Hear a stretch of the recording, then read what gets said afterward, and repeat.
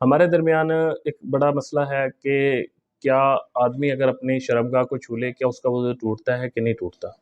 کیا اگر غسل کے دوران اگر ہمارا اپنی شرمگاہ کو ہاتھ لگ جاتا ہے کیا اس سے ہمارا وضو ٹوٹتا ہے کہ نہیں ٹوٹتا؟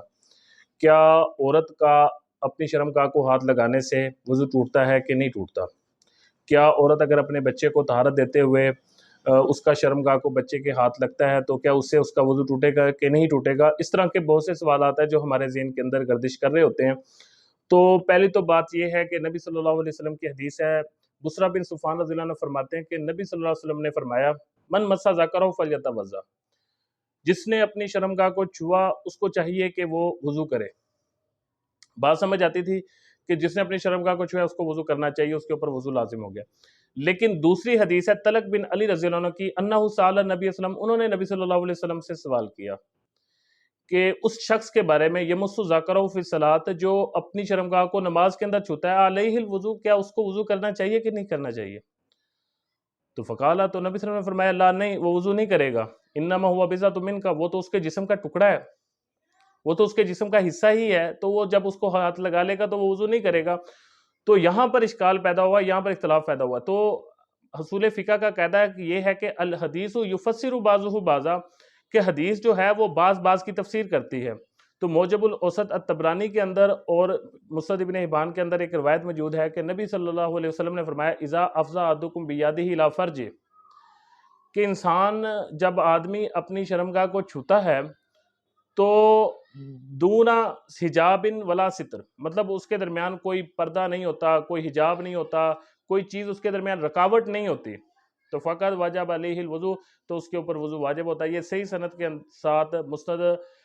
موجم الاوسط طبرانی کے اندر اور ابن حبان کے اندر یہ روایت موجود ہے۔ تو یہ اس حدیث سے واضح ہو گیا، اگر انسان کا ہاتھ، چاہے وہ مرد ہے چاہے وہ عورت ہے، اگر اس کا ہاتھ بغیر کسی رکاوٹ کے، بغیر کسی پردے کے ڈائریکٹ اگر شرمگاہ کو ہاتھ لگ جاتا ہے تو اس کا وضو ٹوٹ جائے گا۔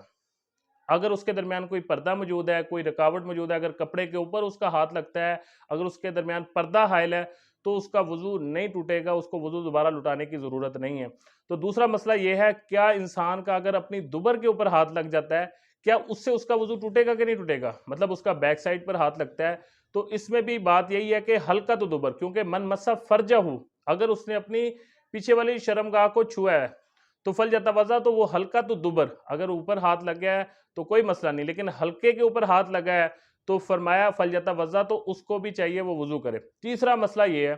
کیا اگر اس کے بچے کے اوپر ہاتھ لگتا ہے، بچے کو عورت اگر طہارت دیتی ہے تب اس کے اوپر ہاتھ لگ جاتا ہے، اس کی شرمگاہ کے اوپر، اس کو دھوتے ہوئے، بچہ ہے یا بچی ہے،